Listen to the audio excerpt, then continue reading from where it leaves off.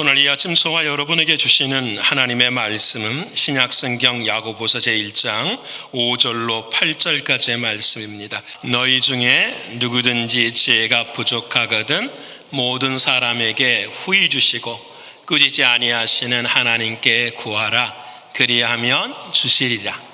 오직 믿음으로 구하고 조금도 의심하지 말라.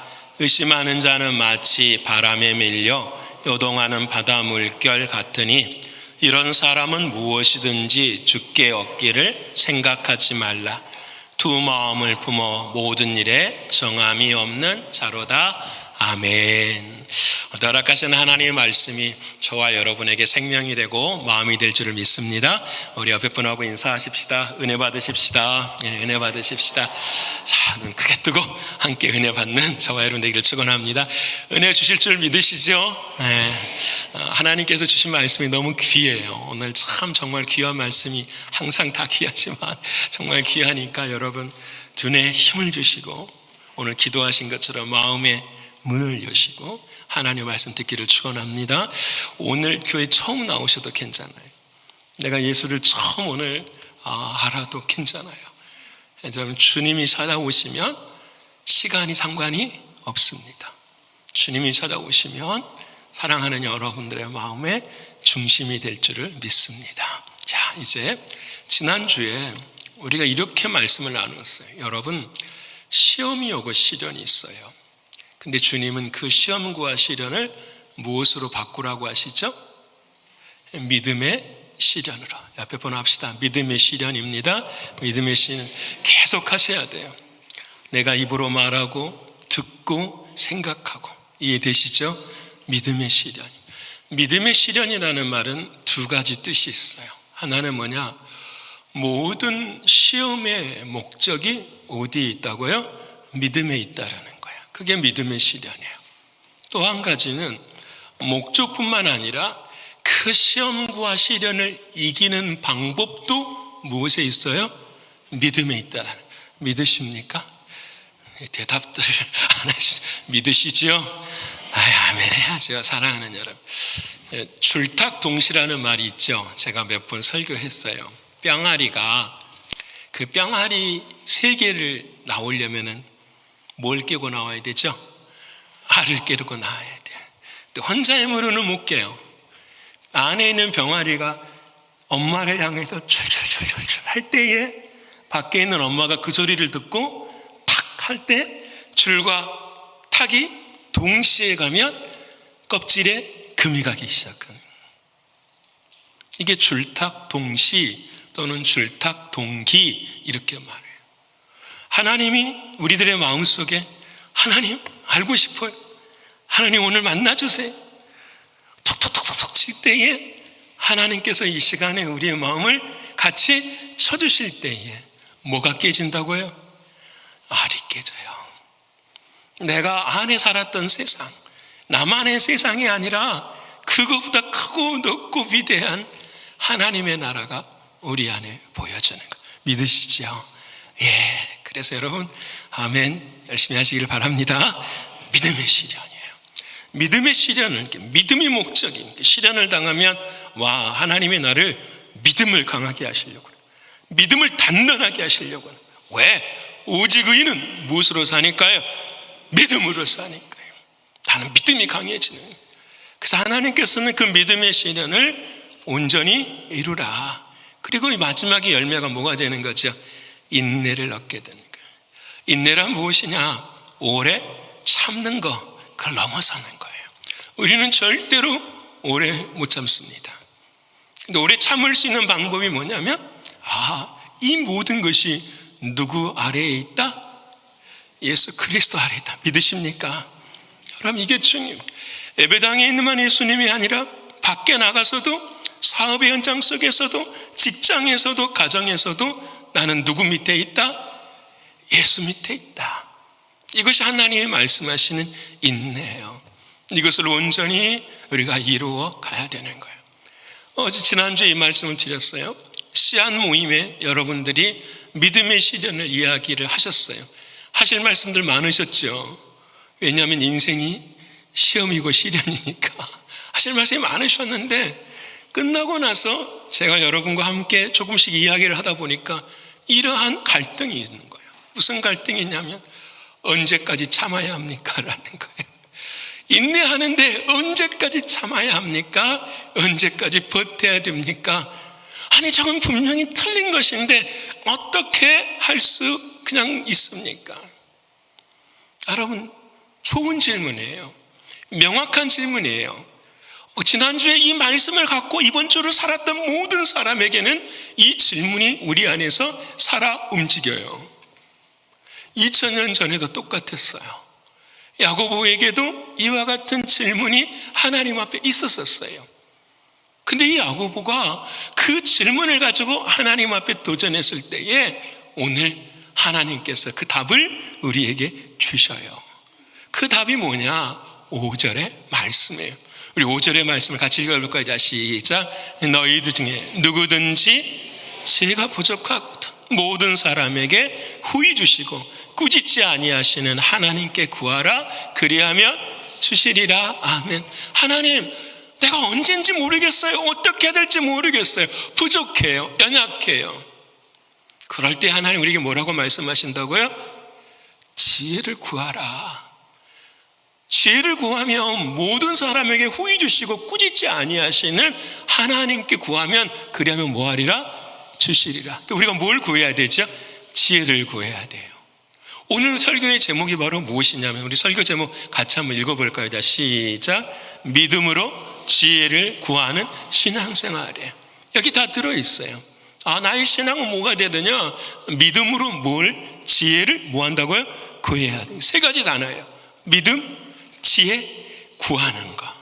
이 세 가지를 알면 오늘 설교가 끝날 때에 내 삶에 은혜가 있을 줄을 믿습니다. 첫 번째는 뭘 구하라고 하죠? 지혜 구해야 돼요. 옆에 분 합시다. 당신은 지혜가 있습니다. 당신은 지혜가 있습니다. 말 안 하신 분은 지혜가 없는 건 아니잖아요. 지혜가 있어요. 자, 그런데 지혜가 뭐냐라는 거죠. 지혜를 알려면 먼저 뭘 알아야 되냐면 지식을 알아야 돼요. 제가 예를 하나 들어볼게요.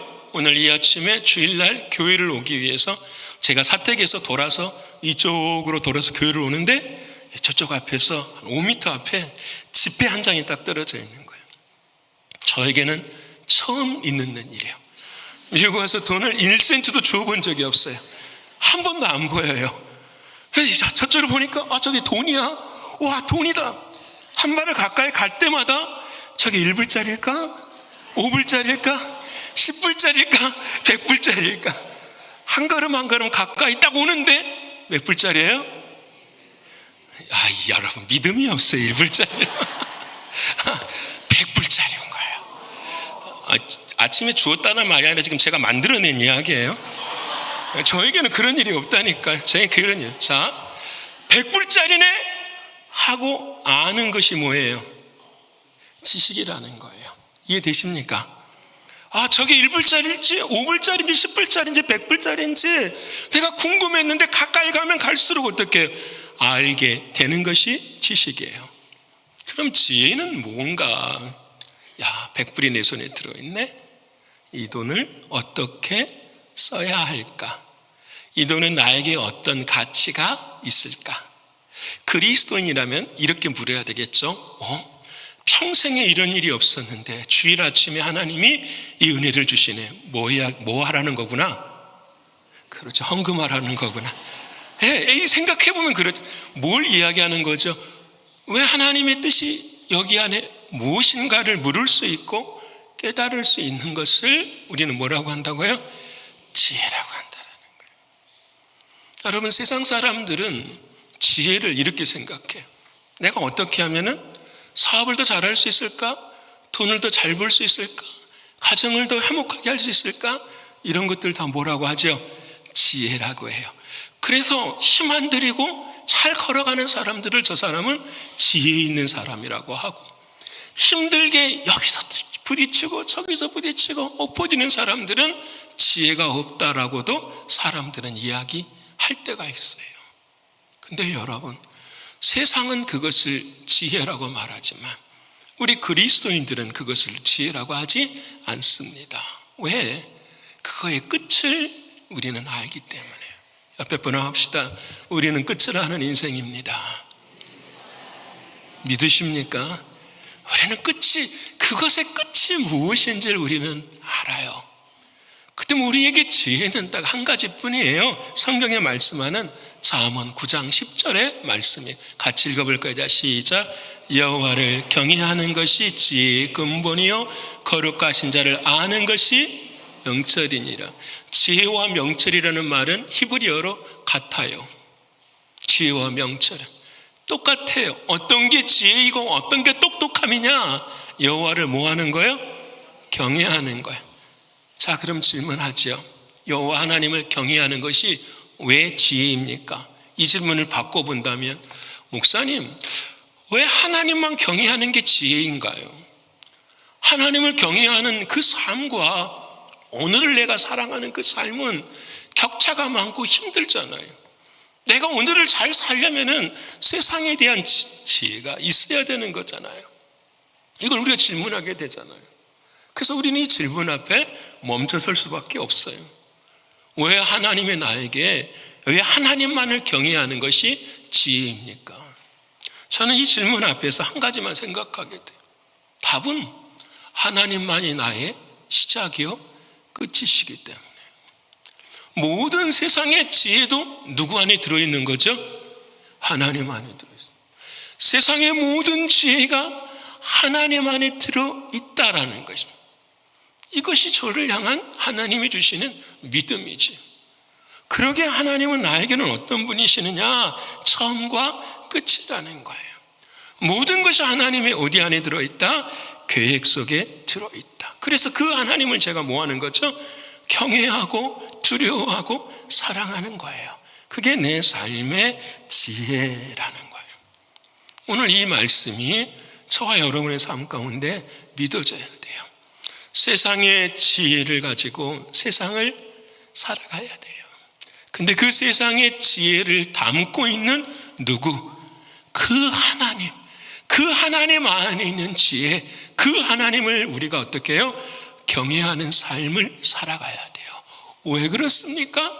하나님만이 내 인생의 시작이요 끝이기 때문에. 믿으십니까? 하나님만이 내 인생의 시작이요 끝이기 때문에. 여러분, 그래서 그 하나님을 경외하는 것이 지혜인데 그게 저 멀리 있어요. 왜? 하나님의 눈에 안 보이시니까. 그래서 하나님께서 눈에 안 보이는 그 지혜를 우리에게 가르쳐 주십니다. 여러분, 사단이 이 세상에서 박수를 크게 2번 친 적이 있어요. 그게 언제였느냐면 하나님의 형상으로 만든 아담과 하와가 죄를 지었을 때. 끝났습니다. 하나님, 우리가 이겼습니다. 하나님의 형상으로 만든 사람들이 죄 지어서 이제 더 이상 천국 가지 못합니다. 여러분, 그때 사단이 박수 한 번 쳐요. 2번째 사단이 박수 칠 때가 언제니? 예수님이 십자가에서 죽으실 때예요. 모든 사람이 저것은 지혜가 아니다, 어리석음이다 라고 이야기할 때, 하나님은 지혜 눈물이 아니시다라고 이야기할 때에 사단은 박수를 쳤어요. 근데 여러분, 이 2가지 다 아담과 하와가 죄를 지었을 때에 하나님은 우리에게 지혜를 말씀하셨어요.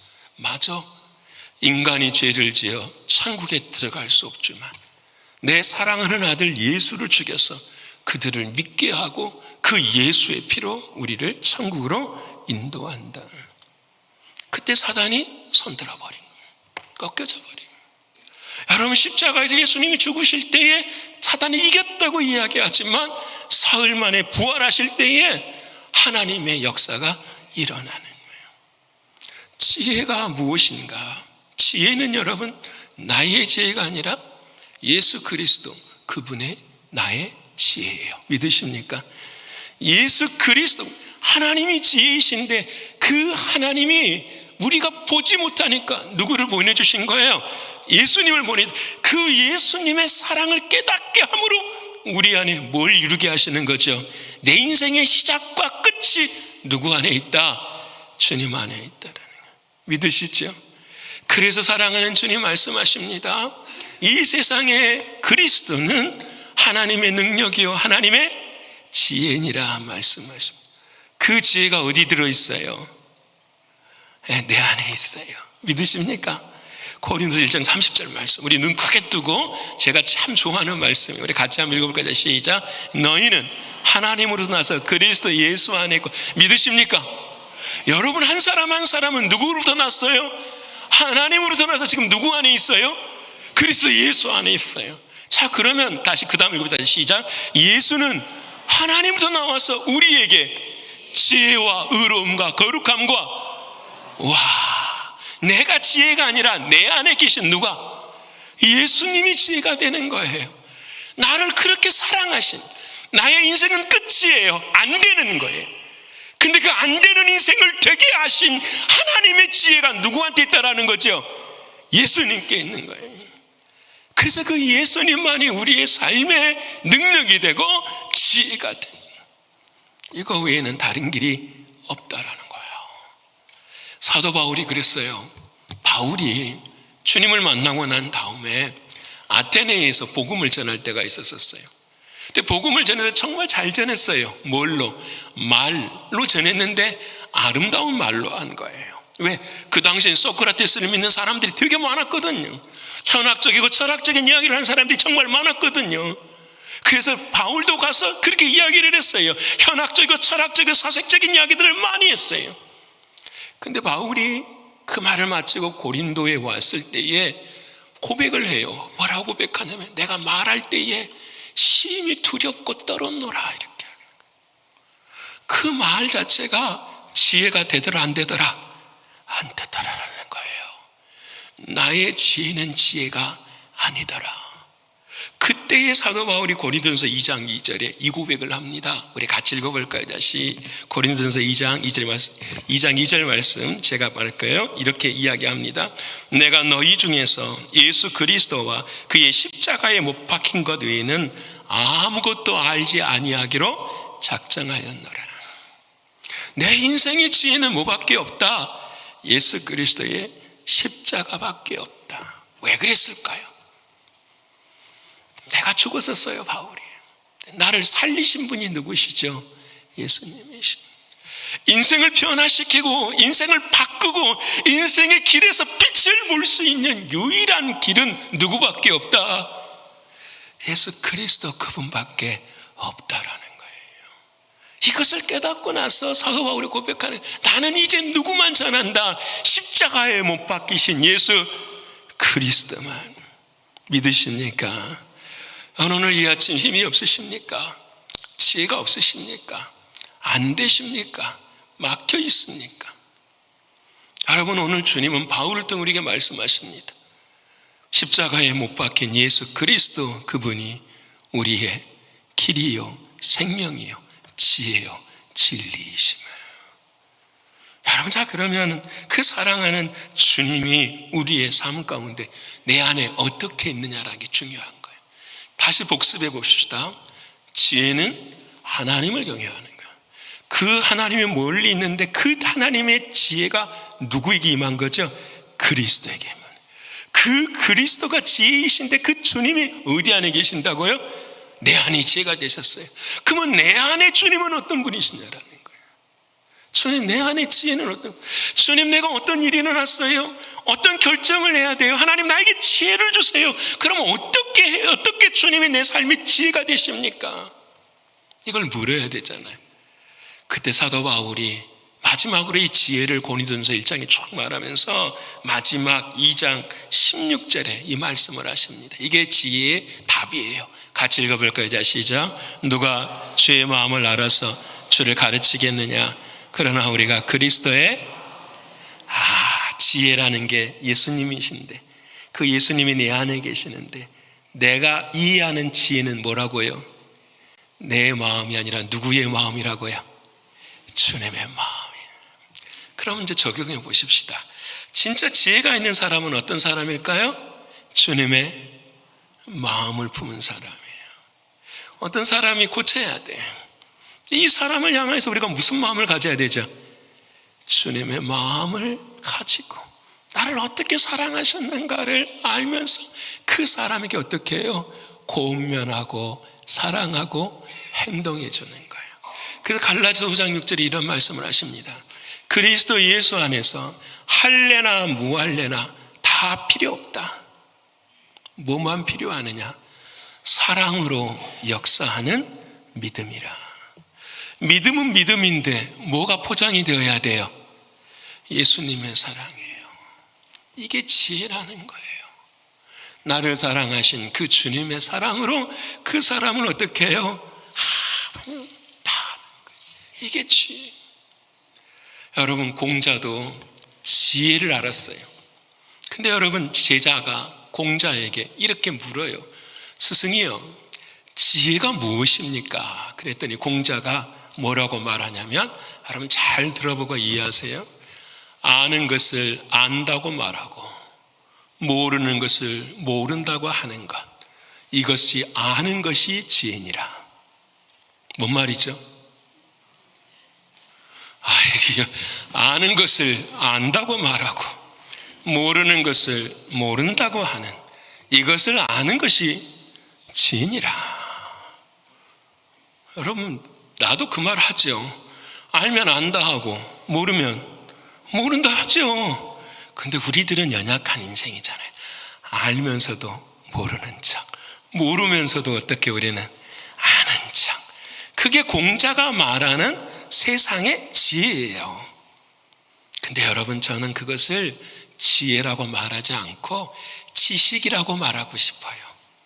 아는 것을 알고 모르는 것을 모르는 건 지식이죠, 지혜가 아니라. 예수님은 우리에게 지혜를 어떻게 말씀하시느냐?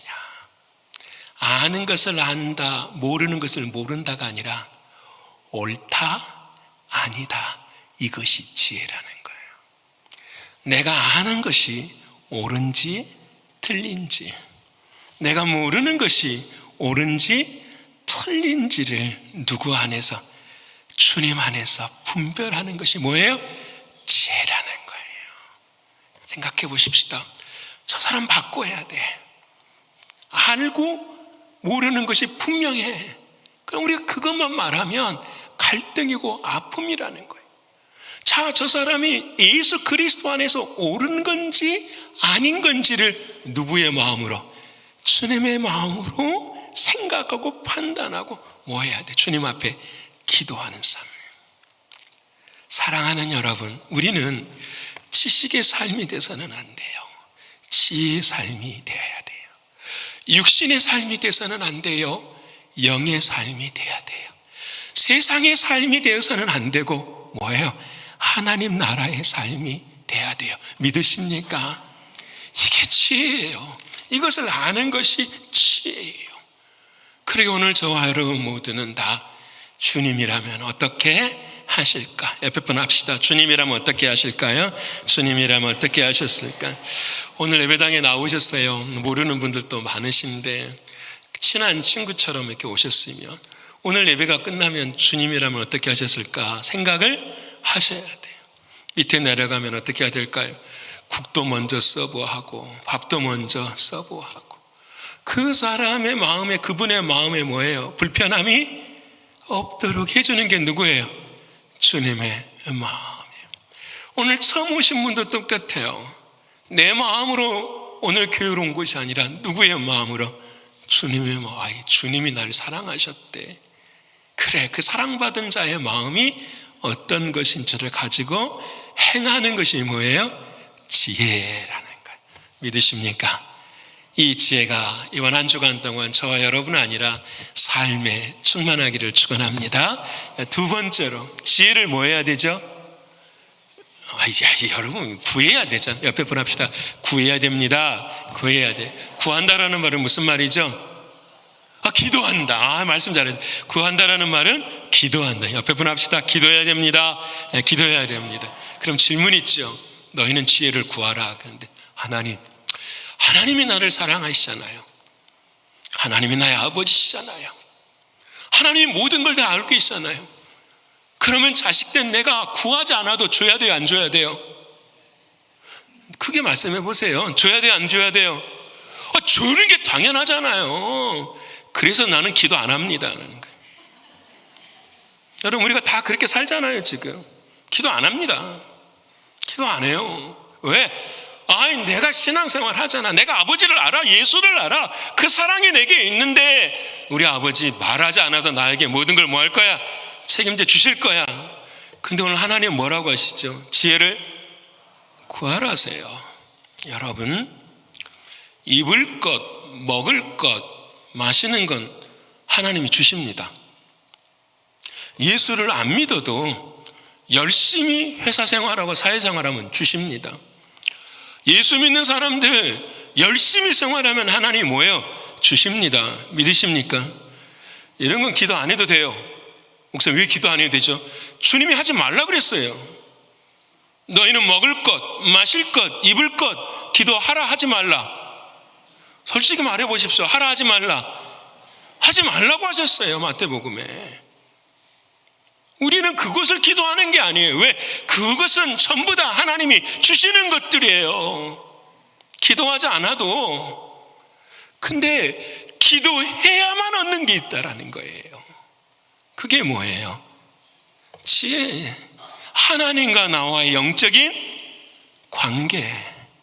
이것은 육신을 입고 있는 우리는 육으로는 절대로 하나님의 나라를 들어갈 수 있다 없다? 없어요. 오직 무엇을 통해서만요? 기도를 통해서만 들어가는 거예요. 그래서 하나님이 웨스트민스터나 성경의 모든 신학, 그 모든 선배들이 하나님과 나가 만나는 계시의 방법을 딱 세 가지만 이야기를 해요. 성경이 기록돼요. 첫 번째가 하나님의 말씀. 왜? 내가 너에게 이른 말이 영이요 생명이라. 하나님의 말씀이 뭐예요? 영인 거잖아요. 두 번째는 뭐예요? 기도하는 거예요. 기도가 하나님이 말씀하시는 영적인 길이에요. 왜 그러느냐? 보세요. 우리는 하나님 앞에 나아갈 수 있는 존재가 안 돼요. 아무리 나와봐야 어디까지만 나올 수 있어요? 성소까지만 나올 수 있어요. 그 사람들 박수 받칠만 해요. 근데 대부분의 사람들은 성소를 못 들어와요. 어디에 있느냐? 뜰에 있어요. 성소의 뜰 안으로 못 들어옵니다. 뜰에 있어요. 뜰 저기 마당에. 여러분, 저와 여러분의 마음이 그런 사람들이 있어요. 말씀이 안 들려. 여기 와도 뭐가 뭔지를 몰라. 어디에 있는 사람들이에요? 뜰에 있는 사람들이에요. 근데 그 뜰에 있는 사람이 은혜를 얻어서 어디까지 오느냐? 성소까지 와. 하나님의 말씀이 중요하대. 기도가 중요하대. 하나님이 주시는 은혜가 중요하대. 성소까지 와. 누구의 힘으로? 우리의 힘으로 성소까지는 올 수 있어요. 근데 어디는 못 들어가요? 지성소는 못 들어가요. 근데 그 성소와 지성소를 나누는 그 휘장을 누가 찢어버리셨어요? 예수님이 십자가의 피로 찍으셨죠. 자, 그러면 내가 오늘 성전 문을 쫙 열고 들어와서 여기서 기도하는 거예요. 성소입니까? 지성소입니까? 지성소잖아요. 육신의 문이 열리는 것이 아니라 어디가 열리는 거죠? 영의 문이 열리는 거잖아요. 기도가 얼마나 중요한지 아시겠습니까? 기도는 여러분 지성소에 들어가는 거예요. 하늘과 우리의 영의 문이 열리는 곳이 어디예요? 기도예요. 여러분이 기도, 그래서 이 기도 외에는 하나님의 지혜를 얻을 수가 없어요. 기도하지 않으면 세상 것 다 갖고도 그것이 끝이에요. 인생이 끝이에요. 여러분 그래서 기도는 무조건 해야 되는 거예요. 하나님 이렇게 말씀하십니다. 야고보 4장 2절과 3절의 말씀 우리 같이 읽어볼까요? 시작. 너희는 욕심을 내어도 얻지 못하며 살인하며 시기하여도 능히 취하지 못함으로 다투고 싸우는도다. 너희가 얻지 못함은 뭐하지 않기 때문에요? 구하지 않기, 기도하지 않기 때문이라는 거잖아요. 그렇죠? 3절 보면 다 시작. 구하여도 받지 못하면 정욕으로 쓰려고 잘못. 이것은 제가 이따가 말씀을 드릴게요. 우리가 하나님의 은혜를 받지 못하는 건 뭐하지 않기 때문이다. 다시 말씀합니다. 기도하지 않기 때문에. 우리는 이 말을 하면 목사님 기도를 잘하는 방법을 쫓아가려고 해요. 하나님은 이렇게 말씀하십니다. 제가 아들이잖아요. 한국에 아버지가 계세요. 그 아버지에게 내가 필요한 게 있어요. 그럼 아버지한테 곱고 아름다운 말로 돌려가면서 이야기해야 될까요? 그거 아니잖아요. 아버지, 나 이거 필요해요. 다른 군더더기도 없이. 그럼 아버지가 이유를 물어요, 안 물어요? 안 물어요. 너 얼마 필요하냐? 예, 이 정도 필요하면 내가 보내줄게. 여러분, 기도는 방법이 중요하지 않아요. 기도에 중요한 건 뭐가 중요해요? 기도하는 것이 중요한 거예요. 기도는 기도하는 거예요. 미사여가 필요 없어요. 방언도 필요 없어요. 애언도 필요 없어요. 그냥 내 마음 다해서 눈물 흘리고 아버지, 아버지만 해도 아버지가 아셔요, 모르셔요? 아셔요. 여러분, 저희가 수요 기도회 때 주여 삼창해요. 제가 주여 삼창하면은 주님이 더 들어주신, 그게 아니에요. 하나님, 제 마음이 그렇게 뭐합니다? 간절합니다라는 거예요. 하나님, 제가 그렇게 간절해요. 애통해요. 하나님, 그 마음 하나님이 알아주세요. 내가 할 수 있는 건 그거밖에 없으니까. 내가 하나님께 나아갈 수 있는 마음은, 애통하는 이 마음 외에는 없으니까 주님 앞에 나아가 울면서 기도하는 거예요. 방법이 필요 없어요. 기도는 하는 거예요. 기도는 신비한 게 아니에요. 기도는 우리가 이해하지 못하는 언어로 하는 것이 아니에요. 기도는 그냥 아들이 아버지 앞에 고백하는 것이 기도예요. 그래서 기도가 중요한 거예요. 여러분, 야고보가 얼마나 힘들었겠어요. 형이 30년 만에 커밍아웃을 한 거잖아요. 내가 하나님의 아들이라. 믿어져요, 안 믿어져요? 안 믿어져. 도무지.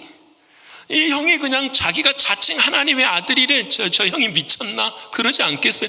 우리가 지금 이단 교주가 자기가 하나님의 아들이라고 하면 미쳤다 그러잖아요. 야고보도 그러지 않았겠어요? 미친 형이 있나? 이러지 않았겠어요? 근데 그 사실을 앞에 두고 이 야고보가 갈등이 있는 거예요. 진짜일까? 이거 어떻게 해야 되지? 내 마음에는 안 믿어지는데 어떻게 해야 되지? 삶에 갈등이 있고 문제가 있고 아픔이 있을 때 이 야고보가 취한 게 뭐냐라는 거예요. 형이 십자가에 죽어버렸어요.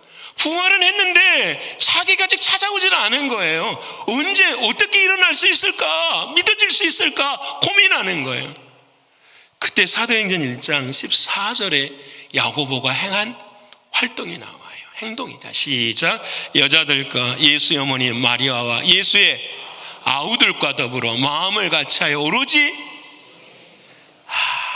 야고보가 은혜를 받은 유일한 통로는 뭐였다고요? 기도예요. 육신이 변하여 영의 마음이 된 게 뭐예요? 기도예요. 세상의 자녀가 변하여 하나님의 자녀가 되는 게 뭐예요? 기도예요. 다시 말합니다. 기도는 뭐냐면 하나님 앞에 그냥 이게 아니라 성소에서 지성소로 넘어오는, 내가 설 수 없는 그곳에, 하나님이 계시는 그곳에 우리를 뭐 하시는가? 이끌어 주시는 그 자리가 뭐예요? 기도라는 거예요. 여러분, 그 삶이 변화가 됩니다. 그래서 여러분, 야고보는 한 가지를 알아요. 기도하면 하나님이 응답하신다. 그래서 야고보 사도의 별명이 뭔지 아시죠? 낙타 무릎이에요. 여러분, 사막을 횡단하려면 여러분 뭐가 필요할까요? 한번 제가 말이 필요할까요? 낙타가 필요할까요? 왜 그렇죠? 말이 필요해요? 낙타가 필요해요? 낙타가 필요하지요. 우리가 다 알아요. 낙타에는 혹처럼 생긴 게 그게 지방이에요. 목이 마르면 그 지방을 스스로 분해해가지고 물처럼 만들어서 견딜 수 있거든요. 그래서 여러분, 낙타는 여러분 그 혹이 크면 클수록 비싸고 좋은 낙타가 되는 거예요. 그런데 여러분, 인생의 사막을 저희가 지나요. 광야를 지나요. 근데 낙타를 선택하는 것이 아니라 뭘 선택하죠? 말을 선택해요. 왜 그럴까요? 더 빨리 가야 되니까. 여러분, 사막은 이런 말이 있어요. 빨리 가려면 말을 선택하고 끝까지 가려면 낙타를 선택하라는 거예요. 여러분, 저는 이 말 바꾸고 싶어요.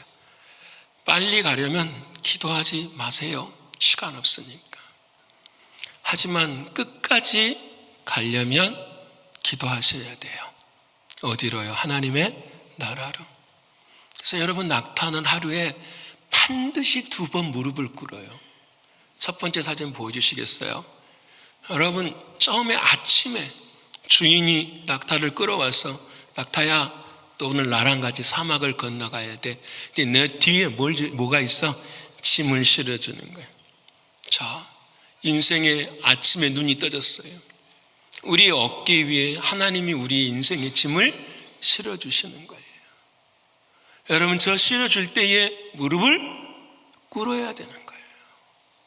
여러분, 매일의 삶 속에서 인생의 짐이 내 앞에 주어질 때에 무릎 꿇지 않고서는 감당할 수가 없는 거예요. 여러분, 하루의 일과를 그 짐을 짊어지고 사막을 횡단하고 저녁에 또다시 낙타가 뭐예요? 무릎을 꿇어요. 여러분, 그 짐이 가벼워질 수도 있지만 남은 짐이 있어요, 없어요? 있어. 그 남은 짐은 누구한테 맡겨야 돼요? 주님께 맡겨야 되잖아요. 그것이 기도잖아요. 근데 우리는 안 맡겨요. 어제의 짐 내가 짊어지고 오늘의 짐 또 짊어지고 내일의 짐 또 짊어져서 마지막엔 어때요? 짐에 지쳐 쓰러져서 넘어지는, 우울증 걸리고 정신분열증 걸리고 삶의 길과 방향을 다 잃어버리는 것이 우리들의 모습 아닌가요? 여러분, 그래서 낙타도 하나님 하루에 2번 무릎 꿇게 하십니다. 우리들에게 하나님이 원하시는 게 무엇일까요? 그 다음 사진 보여주시면 대부분의 낙타의 무릎이 이렇대요. 평생을 저렇게 꿇고 살아가는 거예요. 여러분, 우리의 무릎이 저런 낙타 무릎이 되라, 제가 그런 말이 아니에요. 뭐가 중요하다라는 거죠? 기도해야 된다라는 거예요. 기도하지 않고서는 인생의 광야의 길을 걸을 수 있다, 없다? 없어요. 여러분, 말처럼 가지 마시고 길을 걸어 가실 수 있어야 돼요. 기도하면 하나님이 약속해 주시죠. 누가복음 11장 13절의 말씀 같이 읽어볼까요? 시작. 너희가 악할지라도 좋은 것을 자식에게 줄 줄 알거든 하면 너희 하늘 아버지께서 구하는 자에게 성령을 주시지 않겠느냐 하시니라. 하면 이제 설교를 여기까지 준비하면서 한 가지를 좀 적용을 해봤었어요. 인생도 광야와 같이 시작과 끝이 있어요. 역사가 있는 거죠. 교회도 역사가 있잖아요. 교회도 역사가 있잖아요. 시작과 끝이. 지금까지 우리 교회가 38년의 생일을 지내면서 여기까지 올 수 있었던 것은 저는 딱 한 가지라고 생각해요. 하나님과 우리의 영의 관계가 친밀해져 있기 때문이다. 그 일을 이루시는 분들이 누구냐? 우리 어르신들이에요. 뭐 하셨기 때문에요? 여러분 아시는, 기도하셨기 때문에. 지금도 새벽녘에 오면 우리 어르신들이 더 많이 기도하세요. 여러분, 제가 오늘 설교를 쓰면서 기도하고 쓴 거예요. 여러분, 이거 생각해 보십시다 하는 거예요. 사랑하는 어르신들이 이제 더 이상 힘이 없어서 교회를 못 나오시고 집에서 기도하실 때 성전의 기도의 자리는 누가 채워야 될까요? 저는 오늘 단호하게 이야기합니다. 드보라 선교회원 여러분, 여러분 수요일마다 기도하시는 거 정말 박수 쳐드려요. 그거 그냥 시작한 거 아니잖아요. 하나님이 마음 주신 거잖아요. 무슨 마음 줬을까요? 교회의 역사를 이루어가는 거 아니에요? 교회의 역사를 이루어가는 거.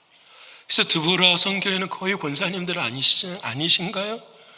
여러분들이 10년, 20년 앞으로 10년, 15년 정도 기도로 쌓아가야 교회의 역사는 그 후손들에게 어떻게 해요? 이어지지 않겠어요? 여러분, 여기서 멈추면 주일날 많은 사람이 올 수 있어요. 근데 그거 그렇게 하나님 보시기에 큰 의미 없어요. 왜?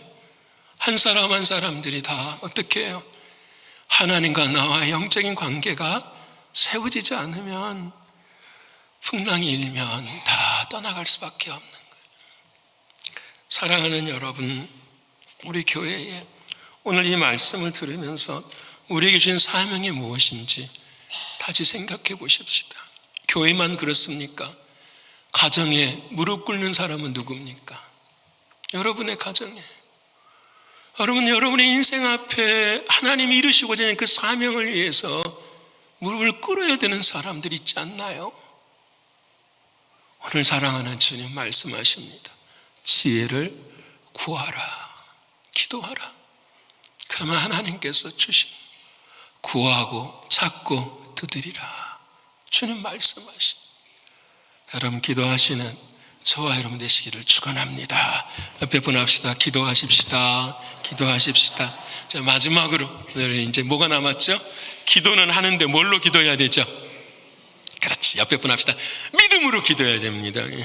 잠이 깨도록 빨리 믿음으로 기도해야 됩니다. 믿음으로 기도해야 돼요. 목사님 당연히 믿음으로 기도하지요. 근데 오늘 6절 7절에 큰 소리를 읽어주십시다. 시작. 오직 믿음으로 구하고 조금도 의심하지 말라.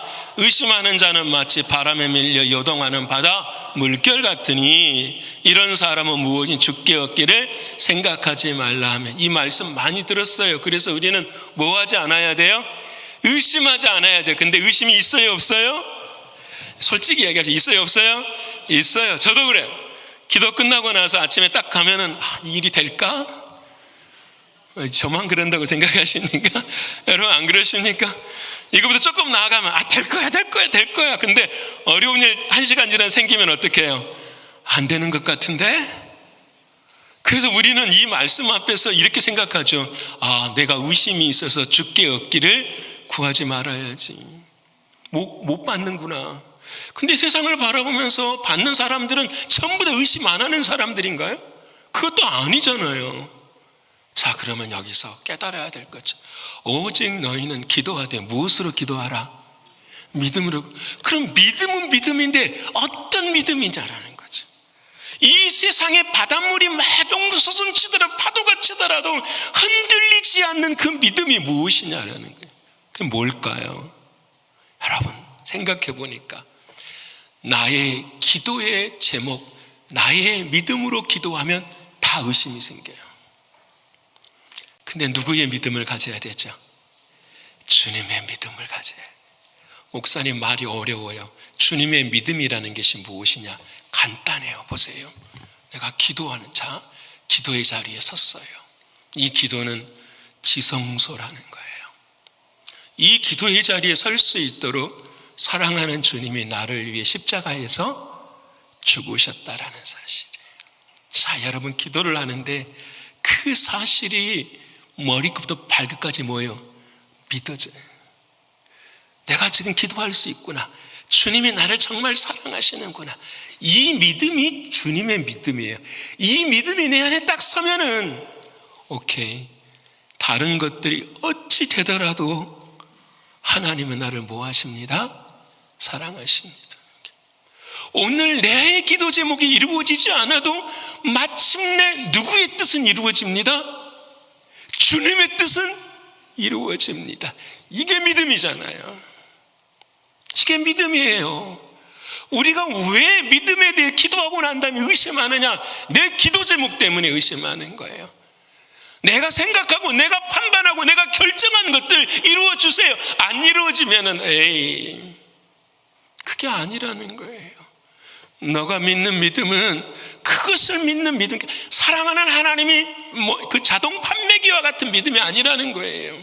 이거 누르면 반드시 콜라가 떨어져도 이것이 누르면 스프라이트가 떨어지는 그런 게 아니라는 거예요. 그 모든 것을 이루시고 인도해 주시는 누구를 믿어야 된다? 우리 주 예수 그리스도 하나님을 믿으십니까? 여러분 이게 믿음이, 이 믿음은 흔들려요, 안 흔들려요? 안 흔들려요. 여러분 믿으십니까? 그래서 하나님은 여러분 보세요, 우리를 사랑하셔요. 그래서 여러분을 끝까지 붙드세요. 그래서 여러분 하나님과의 관계를 맺으려면 뭘 해야 되죠? 기도해야 되잖아요. 그렇죠?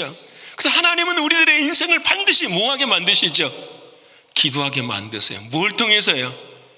시험과 시련을 통해서 기도하게 만드신다고요.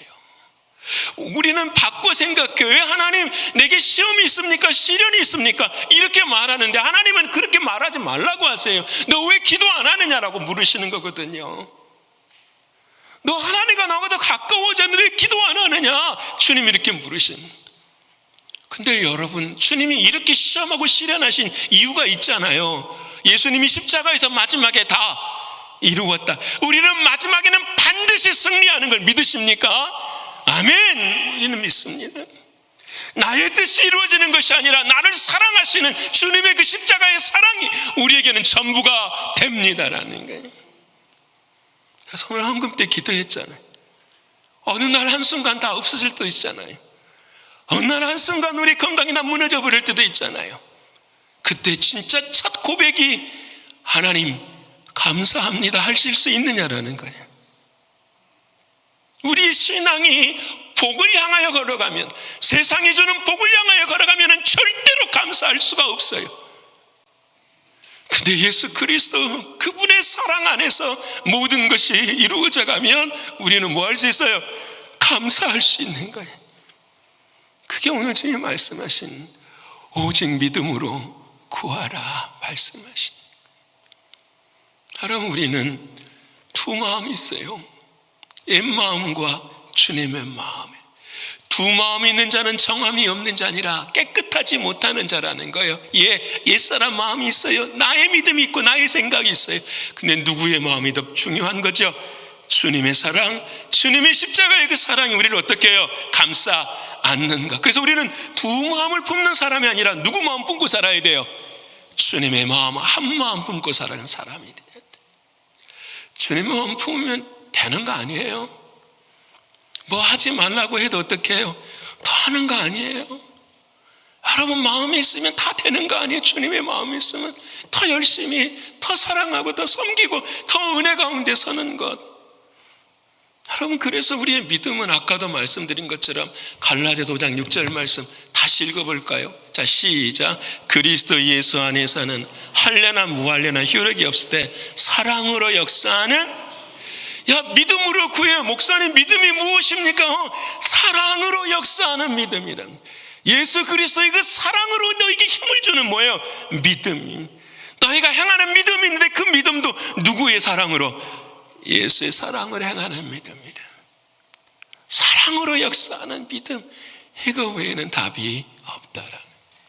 그래서 여러분, 예수님이 그 두 마음을 품은 자들 주님의 마음을 딱 주시고, 하나님, 주님이 뭐라고 말씀하시냐? 마태복음에 마음이 청결한 자가 복이 있나니 하나님을 볼 것이라.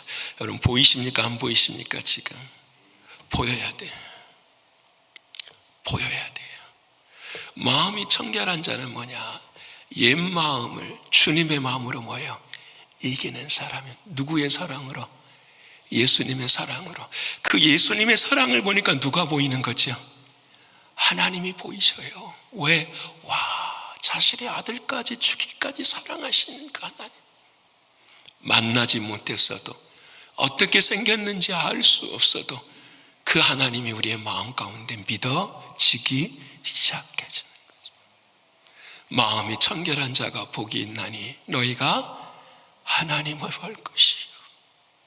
이게 하나님 보여진다니까요.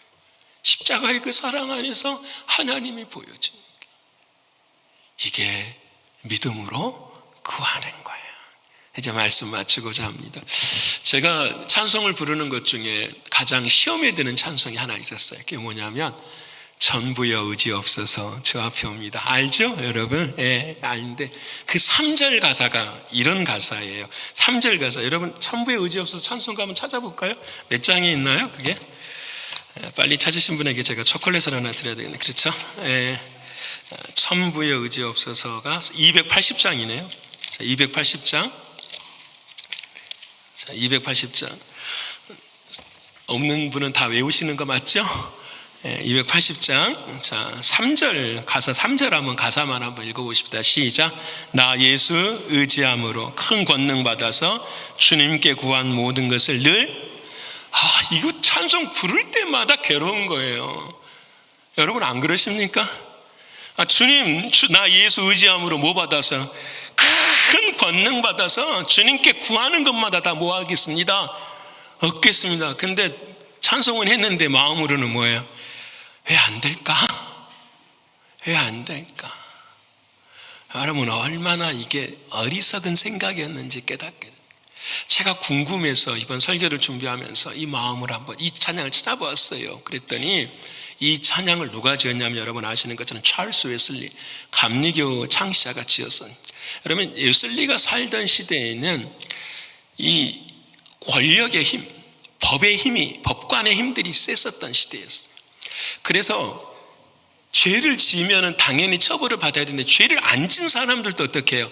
처벌을 해버리는 그런 시대가 너무 있어요. 그래서 억울한 사람들이 감옥에 그렇게 많았던 거예요. 그러니까 웨슬리가 복음을 알고 감옥에 가서 감옥 선교를 한 거예요. 그 억울한 사람들 마음을 위로해 주면서 하나님의 말씀을 전하는 거예요. 근데 그 당시에는 사형이 많았어요. 자기가 복음을 증거하는 세 사람이 그날 사형을 받으러 가는 거예요. 사형을 받으러 가는 그 마차가 움직여지는데 세 사람이 탄 것이 아니라 몇 사람이 탄 거예요? 네 사람이 탔어요. 누가 같이 탔어요? 웨슬리가 같이 탄 거예요. 그래서 그 웨슬리가 그 마차에 탄 사형수한테 복음을 전하는 거예요. 여러분 생각해 보세요. 나 억울합니다. 나 죄 없는데 내가 지금 사형당해야 됩니다. 이 사람 앞에서 예수님은 공평합니다. 예수님은 사랑이십니다. 예수님은 당신을 사랑합니다. 돼요, 안 돼요? 그럼 받아들여질 수 있겠어요? 못 받아들이죠. 예수님이 사랑이고 예수님이 공평하다면 나를 무죄 방면해 줘야지. 왜 나를 죽여? 근데 웨슬리가 그분들 앞에서 예수 그리스도의 복음을 전하는 거예요. 예수 그리스도. 여러분, 당신을 향한 하나님의 사랑은 뭐다? 변함이 없더라. 이 세상의 끝이 아니라 하나님 나라의 영광이 우리를 기다리고 있더라. 그래서 예수님의 사랑을 전했더니 이 세 명의 사형수가 전부 다 어떻게 해요? 회심하고 영접하고 복음을 받아들여버려요. 그리고 난 다음에 죽을 때에 찬송하면서 하나님 앞에 가는 거예요. 이 사람들이 이 은혜를 경험하고 난 다음에 이 3절을 기록한 거예요. 나 예수 의지함으로 큰 권능 받아. 나의 권능이 아니라 누구? 예수 그리스도, 그분이 권능이십니다. 그분이 행하시는 모든 것들은 다 뭐합니다? 이루어집니다. 그래서 후렴에 그러잖아요. 내 죄를 씻기 위하여 피 흘려 죽으니 곧 회개하는 마음으로 내가 주 앞에 옵니다. 내 인생의 믿음의 주요 온전케 하신 이는 누구밖에 없습니다. 예수밖에 없습니다. 믿으십니까? 이 말씀 이제 이해가 되는. 오직 믿음으로 구하라. 나의 믿음이 아니라 주님의 믿음입니다. 이제 말씀 마치고자 합니다. 사랑하는 여러분, 지혜가 있습니다. 하나님을 경외하는 것. 그래서 너무 먼 이야기 같아요. 어떻게 해야 됩니까? 주님의 마음으로 헤아리고 살피는 것입니다. 그 주님의 마음은 기도하지 않고서는 절대로 얻을 수 없는 마음입니다. 기도해야 됩니다. 기도할 때에 우리에게 주님이 요구하시는 믿음이 있습니다. 그 믿음은 나의 기도의 제목의 믿음이 아니라 누구의 믿음요? 주님의 믿음. 이 자리에서 함께 기도할 때에 하나님의 놀라운 역사가 우리에게 이미 임하였다고 하시는 그 주님의 사랑이에요. 여러분, 이번 주에 우리는 이 믿음을 가지고 한 주간 살면서 말씀을 외워야 돼요. 고린도서 15장 58절, 이번 한 주간 암송하는 말씀 우리 같이 읽어볼, 주보에 뒤에 나와 있죠. 주보 뒤에 나와 있는 말씀, 우리 이번 주 이 믿음 가지고 어떻게 살아야 될까? 자, 시작. 그러므로 내 사랑하는 형제들아, 견실하며 흔들리지 말며 항상 주의 일에 더욱 힘쓰는 자들이 되라. 이는 너희 수고가 주 안에서 헛되지 않은 줄을 알미라. 아멘입니까? 네, 기도하겠습니다. 고마우신 아버지 하나님, 참 감사합니다. 오늘 하루 내 인생의 마지막 예배, 돌아올 수 없는 예배를 하나님께 드렸습니다. 아버지 하나님, 부족하고 연약하지만 우리 예배를 흠양하여 주시되 하나님께서 기회를 주신다면 이번 한 주 동안 믿음으로 지혜를 구하는 우리들의 인생들이 되게 하여 주시옵소서. 오직 하나님을 경외하는 순간순간의 삶을 살게 하시고 기도의 자리에 빛나서는 비껴가는 인생이 되지 않도록 하나님 도와주시옵소서. 그래야 오직 그 기도하는 그 시간을 소중히 여기고 기도하는 그 은혜를 누림으로 말미암아 나의 믿음이 아니라 주님이 나를 사랑하시는 그 믿음으로 설 수 있는 우리 모두가 되게 하여 주시옵소서. 하나님, 견실하고 흔들리지 말고 주님 오시는 날까지 이 일을 감당하는 우리 모두가 되게 하여 주시옵소서. 찬송과 존귀와 영광을 올려드리며 사랑이신 예수님의 이름으로 기도드립니다. 아멘.